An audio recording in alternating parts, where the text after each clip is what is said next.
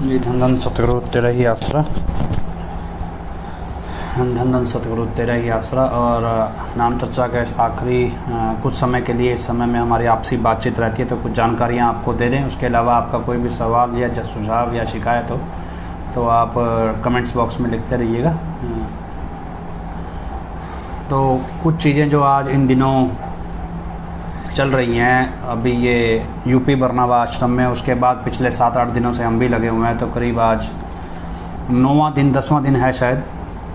तो आज सिरसा के अलावा और शहरों को बुलाया गया हुआ, लेकिन सिरसा की तरफ से भी काफ़ी लोग गए और हमारी ओर से भी काफ़ी लोग गए हैं और बहुत करीब से सारी चीज़ें देख के आए। और उसके बाद कई चीज़ें बड़ी अजीब हैं जो आज सुनने को मिली हैं, और क्योंकि आपको जानना ज़रूरी है और उसके बाद आप खुद तय कीजिएगा भी क्या हो रहा है वहाँ पे। तो क्या है, लगभग 7 बजे बुलाया गया था, सुबह 7 बजे, तो 5 घंटे की देरी से लगभग 12 बजे सभा स्टार्ट हुई थी, जितनी जानकारी मेरे पास आई है। अब इसमें अजीबोगरीब चीज़ें, आपने सुना होगा भी शाह मस्ताना जी महाराज ने कोई वचन किया होगा, मौज अंदर होगी फौज बाहर होगी, ऐसा कुछ। हालांकि मैंने ये वचन सुने नहीं हैं और कहीं सुने सुनाए हैं मेरे लिए, पर सुना है कि मस्ताना जी महाराज ने इस तरह के वचन किए हैं भी फौज अंदर मौज बाहर, या सॉरी मौज अंदर फौज बाहर, कुछ इस तरह से वचन किए थे। लेकिन उसके साथ साथ आज एक नए वचन आए हैं। इस वचन में क्या लिखा है, मस्ताना जी ने वचन किए थे मौज पर पहरा लगेगा। मतलब ये मस्ताना जी तो वचन इतने मौज पर पहरा लगेगा, लेकिन ऐड ऑन क्या हुआ, नए वचन क्या जोड़ दिए गए, मौज पर पहरा लगेगा, परमार्थ लेने आपके घर जिम्मेवार आएंगे और आपके पैसे का गलत इस्तेमाल नहीं होगा। ये जानकारी दी गई है, जबकि 4 दिन पहले सारे 45 मेंबर खड़े होकर इस बात की माफ़ी मांग रहे थे भी हमने साथ संगत का पैसा खा लिया। और अभी ये वचन नए हैं कि मौज पर पहरा लगेगा, परमार्थ लेके आपके घर जिम्मेवार आएंगे और आपके पैसे का गलत इस्तेमाल नहीं होगा। तो ये जो जानकारी आज यूपी दरबार से आई है, अजीब सी है जानकारी। आपने ये वचन कभी मस्ताना जी महाराज के सुने नहीं हैं, लेकिन आज ये बताए गए हैं यूपी वाले बाबा जी की तरफ से। तो खैर, एक तो ये चीज़ बताई गई। दूसरा क्या बताया गया, एक भजन सुना होगा आपने, सोहना एक कह के तुर गया आवांगा यार कल नू, कयामत दा शोर करसा फड़ के तलवार कल नू। तो शायद इस तरह का भजन था, या फिर एक वो था भी हंस देने खिल खिल जेड़े रोवन गे यार कल नू, जमा ने लेखा लेना फड़ के तलवार कल नू। तो इसमें क्या आज नया ऐड ऑन किया गया है कि जो तलवार वाला वचन है वो हमने परम पिता से माफ़ करवा लिया। मतलब क्या है भी, राक्षसों को, जो राक्षस बन चुके लोग हैं, बुराई में लिप्त लोग हैं, उनको लेके परम पिता ने वचन किए भी सोना एक कह के तुर गया आवांगा यार कल नू, कयामत दा शोर करसा फड़ के तलवार कल नू, या फिर हंस देने खिल खिल जेड़े रोवन गे यार कल नू, जमा ने लेखा लेना फड़ के तलवार कर लो। क्योंकि ये अलग अलग दिनों पे 2 अलग अलग वचनों के बारे में बताया गया है, तो उसमें ये बताया गया ये जो तलवार वाले वचन है ये हमने कैंसिल करा दिए, मतलब परम पिता से। ये यूपी वाले बाबा जी का कहना है, ये जो हमें आज जानकारी मिली है, आज सिरसा की जो मीटिंग हुई है उसमें ये सब बोला गया है। उसके बाद क्या भी हनीप्रीत को हम लोग दीदी कहते थे, ये नई उपाधि दी गई दीदी माँ की। अब ये कौन सी उपाधि होती है पता नहीं, दीदी माँ, दीदी माँ क्या होता है पता नहीं। अच्छा, इसके अलावा हमें सबको पता है भी 23 साल की उम्र में हजूर पिताजी को गुरुगद्दी दी गई थी, लेकिन यहाँ जानकारी दी गई है कि गुरुगद्दी पे आने से पहले भी 6 महीने, पिताजी ने उसमें लिखा भी 6, मतलब जो बोला गया है यूपी वाले बाबा जी की तरफ से भी, हम क्योंकि उनको लोग हजूर पिताजी मान रहे हैं, उसमें बोला गया है भी गुरुगद्दी पे आने से पहले हमने 6 महीने की समाधि लगाई थी। अब ये तो पता नहीं, लेकिन जो उनके साथ वाले हैं वो स्टेटमेंट देते हैं भी वो इधर गए उधर गए, ये काम निपटाए, लेकिन इधर से बोला गया अभी हमने 6 महीने की समाधि लगाई थी। अब ये क्या है पता नहीं। और उसके बाद कहा गया कि 6 महीने की समाधि लगा के तो गुरुगद्दी पे आए थे, मतलब कहने का भाव। और अब तो हमने 5 साल की समाधि लगा ली है, और 5 साल में वो ये भूल जाते हैं कि बीच में कितनी बार बाहर भी आए हैं। लेकिन चलो, 5 साल की समाधि लगाई है और पूरी पावर लेकर आए हैं। अभी अधूरी पावर पहले कौन सी थी, अब कौन सी पूरी पावर है ये पता नहीं। तो हो सकता है अभी, क्योंकि जब असली के पास तो पावर शुरू से ही थी, अब ये नकली कौन से हैं जो पावर लेकर आए हैं, क्योंकि असली तो परम पिता ने 1990 में पहले ही सारी पावर दे दी थी। तो एक ये जानकारी दी गई। इसके अलावा कुछ अलग जानकारी है, वो आपके लिए ज़्यादा इंटरेस्टिंग है। उसमें क्या है भी, बोला गया कि जो हमारी आँखें हैं, मतलब कथित गुरु जी ने जो बोला है कि हमारी जो आँखें हैं वो पहले शेर जैसी थी, लायन जैसी थी, लेकिन अब क्या है, अब वो तीनों बॉडियों जैसी हो गई हैं। अब ये कोई लॉजिक तो समझ में नहीं आया भी तीनों बॉडी जैसी मतलब आंखें हो गई हैं हमारी। अब ये क्या सिस्टम है पता नहीं। उसके अलावा क्या है कि हमने जब आपको बोला था भी ये जो शख्स है ये हाइट में बड़ा है, और मेडिकल की भाषा में इसे मार्फन सिंड्रोम कहा जाता है कि ये उस बीमारी का मरीज है। और उसमें क्या है कि हाथ जो है वो बड़े हो जाते हैं, हाथ की उंगलियां बड़ी होती हैं और पैर का साइज़ थोड़ा बड़ा होता है। तो आज इन्होंने क्या कि ये स्टेज पे बोला है कि मेरा जो हाथ है वो जेल में जाने के बाद बड़ा हो गया है। और जब मैंने हनीप्रीत के सिर पे हाथ रखा गुड़गांव में, तो हनीप्रीत डर गई भी, क्योंकि हाथ मेरा बहुत बड़ा हो गया था। अब ये हाथ बड़े कैसे हो गए हैं ये पता नहीं, साइंटिफिकली तो कोई तरीका नहीं है, लेकिन चलो ये हाथ बड़ा हो गया है और ऊपर पाँव भी बड़े हो गए हैं। उसके बाद भी हाइट भी चेंज हो गई है। मतलब क्या है कि वो खुद ही बता रहे हैं कि हमारे हाथ पैर और हाइट चेंज हो गई है, और फिर हम कह रहे हैं नहीं ये तो वही है जिस जो पहले थे। अब ये मतलब क्या है कि आंख बंद कर लो भी, हाँ अंधे बन जाओ वो अलग बात है, लेकिन जब वो सामने से खुद ही बोल रहे हैं कि मेरे हाथ का साइज़ भी बड़ा हो गया, पाँव का साइज़ भी बड़ा हो गया, हाइट भी मेरी चेंज हो गई है, आंखें मेरी बदल गई हैं, जब इतनी बात वो खुद ही बोल रहे हैं, तो फिर अब आपको और कौन बताने आएगा भी ऐसा कुछ ये असली क्या है और नकली क्या है। मतलब मुझे नहीं पता कि आप कैसे इस चीज़ को सोचेंगे, लेकिन ये चीज़ें अजीब हैं और बहुत बड़े तरीके से हैं। इसके अलावा क्या हुआ कि कुछ लोगों ने आज बहुत बारीकी से, क्योंकि स्पेशल लोग इसीलिए गए थे भी बड़ा गौर से देखें भी क्या गड़बड़ है, और उसमें एक नई चीज़ निकल के आई। वो चीज़ ये क्या थी भी, आज नाम देना जब शुरू किया तो नाम देने के जैसे वो चादर ओढ़ते हैं, तो चादर ओढ़ते नहीं हैं तो कभी कभार ओढ़ लेते हैं, कभी कभार नहीं भी ओढ़ते, तो आज नहीं ओढ़े चादर। उसके बाद नाम देते देते शब्द भूल गए। अजीब है, वो कहते भी आवाज़ नहीं निकल रही थी, भी शब्द ही भूल गए। मतलब ये बड़ा अजीब है कि हो रही, हालांकि वहाँ के जो लोगों ने बताया भी नाम देते हुए नाम शब्द के शब्द भूल गए। मतलब ये इतना बड़ा अचंबा कैसे हो सकता है। हालांकि उन लोगों ने, जो वहाँ के लोग नोटिस किया उन्होंने ये सब बताया। और ये चीज़ें जब हो रही हैं तो उसके बाद भी सोचने की ज़रूरत है। हम तो नहीं बोल रहे ये बात, हमने तो शक जताया था, अभी उन्होंने स्टेज से बोला है सब कुछ भी। दीदी जो है हनीप्रीत दीदी, ये माँ है, दीदी माँ बन गई है। और उसके बाद शाही परिवार को जम के कोसा गया है, शाही परिवार को कोसा जा रहा है सीधा सीधा सामने से। शाही परिवार कुछ नहीं है, इनको कुछ नहीं समझना है आपने, इनकी कोई बात नहीं सुननी है। मतलब स्ट्रेट वे स्टेज से कोसा जा रहा है। तो इंटरेस्टिंग है, लेकिन चीज़ें धीरे धीरे सामने आ रही हैं। और एक चीज़ और है जो सामने अभी नहीं बताएंगे आपको, पैरोल ख़त्म हो जाए शायद फिर बताएंगे, या फिर अगले हफ्ते बताएंगे, लेकिन बताएंगे ज़रूर। और बाकी तब तक आप आम और रसगुल्ले में भेद करना सीखते रहिए कि कौन सा खाना है आपको, और कितने टुपके उसके निकाल लेने हैं आम के और फिर खाना है। तो वो आप सोचते रहिए कि किसको आपको कौन सा फ्रूट खाना है, कौन सा नहीं खाना। तो खैर, इसके अलावा ये भी सोचते रहिएगा अभी सांस वाली नली में गला कैसे जाएगा, तो हमें नहीं पता है बाकी, क्योंकि हमारे जो गुरु थे उनकी ज़ुबान नहीं फिसलती थी। तो बाकी जिनकी फिसलती है वो खुद अपनी ज़ुबान संभाले। खैर, हमारा मसला क्या है कि अभी हमारे पास हैं 10 मिनट, तो कोई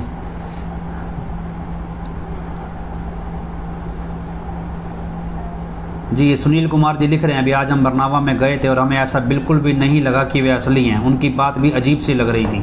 ये देखिए सुनील कुमार जी हैं जो लिख रहे हैं, और अब प्रत्यक्ष को प्रमाण की ज़रूरत नहीं है, जिनको सवाल पूछना है पूछ लीजिएगा। अब मसला क्या है कि वो उलझते जा रहे हैं, उनको झूठ तो पका लिया, उनको लगा था अभी पहली बार में सब मान लेंगे। जैसे क्या होता है, नया नया आदमी कोई अचानक से ऑनलाइन आता है, मान लो जैसे ये लाइव चल रहा है, ऐसे कोई अचानक से ऑनलाइन आता है, उसको लगता है बस मैं आऊँगा और ऐसा मैं छा जाऊँगा, मेरे तो विचार ही ऐसे हैं दुनिया को प्रभावित कर देंगे। लेकिन जब वो आता है उसे पता चलता है नहीं, दुनिया बहुत आगे चल रही है। तो खैर ऐसा ही कुछ एडम ब्लॉक ने भी प्लान किया होगा। और वैसे एक किसी ने भाई ने लिखा है कि यूपी वाले बाबा जी से ये भी पूछ लो भी जो पहली मूवी में मुस्कान है वो कौन है। तो खैर हो सकता है भी वो कोई ऐसा नाम बताएं जो आपके लिए इंटरेस्टिंग हो। चलिए आगे, अब कुछ चीज़ें आपको और समझनी है। मान लीजिए भी ये शख्स ओरिजिनल है, हमारे पास कई ऑप्शंस हैं क्योंकि बहुत सारे लोग अलग अलग तरीके से रखते हैं, अलग अलग स्कूल ऑफ थॉट्स हैं। देखो क्या गड़बड़ तो है, अब कोई हर बंदा अपने तरीके से उस गड़बड़ को समझ रहा है। और कैसे समझ रहा है कोई कहता है भी गुरुजी दबाव में और बहुत ज़्यादा दबाव में, और वो ना चाहते हुए भी एडम ब्लॉक का पक्ष ले रहे हैं, शायद कोई बहुत ज़्यादा दबाव बनाया गया है। दूसरा कोई व्यक्ति कहता है भी नहीं हो सकता है उनको खाने में अजीब गरीब केमिकल दिए जा रहे हैं या कोई अजीब गरीब दवाई दी जा रही है जिस वजह से उनका व्यवहार जो है वो बदल गया है। तीसरा कोई कहता है भी जेल में इतने टाइम रहने के बाद हो सकता है भी अब्रप्ट बिहेवियर है, भी अलग तरह का बिहेवियर है। चौथा कोई बोलता है भी नहीं हो सकता है भी गुरुजी असली है ही नहीं। पांचवा बोलता है भी ये कोई बड़ी बात नहीं है, गुरुजी का स्वभाव ऐसा ही था, लेकिन वो गिनती ज़्यादा लोगों की है, भी ऐसा ही था। हम छठा हम जो पांचवा हम मतलब चौथा हम ये बोल रहे थे चौथे उसमें कि नहीं ये गुरुजी हैं ही नहीं। अब मसला क्या है कि हम किस दिशा में सोचें और कैसे सोचें। हालांकि ज़्यादा गिनती इस लोगों की है भी गुरुजी को शायद कोई गलत दवाई दी जा रही है या फिर वो दबाव में है। तो हमारे पास लॉजिक क्या है? हमारे पास लॉजिक ये भी कल को अगर ये शख्स अपने लाइव वीडियो पे कोई ऐसा स्टेटमेंट दे जाए जो कंट्रोवर्शियल हो, खासतौर पे जब ये बरगाड़ी वाला मसला, क्योंकि आज भी चुनाव के नतीजे के बाद उठने लगा, जो संगरूर चुनाव के नतीजे के बाद बरगाड़ी मसला न्यूज़ में उठा, तो कल को अचानक ये शख्स कोई ऐसा स्टेटमेंट दे दे जो कंट्रोवर्शियल हो और आप घर बैठे बैठाए दुश्मन बन जाएं आपके, तब आप क्या करेंगे? क्योंकि क्या है कि कंट्रोवर्शियल स्टेटमेंट्स तो आ रहे हैं। जो व्यक्ति मस्ताना जी महाराज के वचन बदल रहा है, जो ये बोल रहा है भी परमपिता ने जो भजन लिखा था उसमें तलवार वाले में हम माफ़ी दिला लाए हैं, जो ये बोल रहा है भी सरेआम जिम्मेवार पैसा खा रहे हैं और वो बोल रहा है नहीं आपका पैसा नहीं खाएंगे, ये मस्ताना जी महाराज ने कहा था, तो ये बोल रहा है कि मेरी आंखें मेरे हाथ मेरे पाँव बदल गए हैं, मतलब मेरी हाइट बदल गई है, और लेकिन मैं फिर वही मैं ओरिजिनल ही हूँ, वो भी 50 साल की उम्र के बाद। चलो ये सारी चीज़ें वो स्वयं बोल रहे हैं, हम नहीं बोल रहे हैं। और उसके बाद वो क्या है, वो अपने ही परिवार को गलत ठहरा रहे हैं, अपने परिवार को बोल रहे हैं कि नहीं सुननी है, और उसके बाद वो बोल रहा है भी कि हनीप्रीत को ही सुनना है सिर्फ, और हनीप्रीत की ही माननी है और उसके लिए हाथ खड़े करो। जब ये सारी चीज़ें वो स्वयं ही बोल रहे हैं, सब कुछ खुद ही तो बोल रहे हैं भी मैं झूठा हूँ, तो फिर इसमें सोचना क्या है? आप ज़बरदस्ती क्यों मतलब साबित करने की कोशिश कर रहे हैं भी नहीं ये सच्चे ही हैं? और खैर जब हमें नहीं यकीन है तो नहीं, लेकिन प्रोबेबिलिटी क्या है कि अगर हम ये कहें भी ये दबाव में हैं, तो ये दबाव साबित कैसे होगा? क्योंकि वहाँ ना तो कोई पुलिस का सिक्योरिटी गार्ड है और ना ही कोई और है, बस हाँ है कौन? वहाँ एडम ब्लॉक है। एडम ब्लॉक दबाव अगर गुरुजी पे बना सकता है तो आप ये साबित कैसे करेंगे? दूसरा, अगर ऐतिहासिक तौर पे या आध्यात्मिक तौर पे देखें, कि आपने कभी गुरुजी को किसी दबाव में देखा है? उनके ऊपर बम फोड़ दिए, बम ब्लास्ट करवा दिए, हमले करा दिए, गोलियां चला ली, भीड़ ने भी हमला करके देख लिया, लेकिन क्या वो कभी दबाव में आए हैं? किसी भी स्टेज पे बड़े से बड़े पत्रकार ने, ग्रुप पत्रकारों ने बड़ी से बड़ी प्रेस कॉन्फ्रेंस में कितने सवाल किसी भी तरीके से घुमा फिरा के पूछ के देख लिया, क्या वो किसी भी दबाव में आए हैं? और तब जब उनके हर एक केस के तथ्य, सच, सबूत हमारे पास मौजूद हैं और हमें ये पता है कि सब कुछ एडम ब्लॉक ने कैसे किया, इस सब के दस्तावेज मौजूद हैं, बावजूद इसके वो दबाव किस चीज़ का मानेंगे?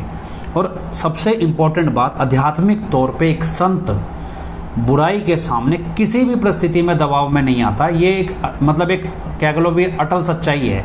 बाकी सारी दुनिया में कोई भी दबाव में आ सकता है, लेकिन संत नहीं आता। क्यों नहीं आता?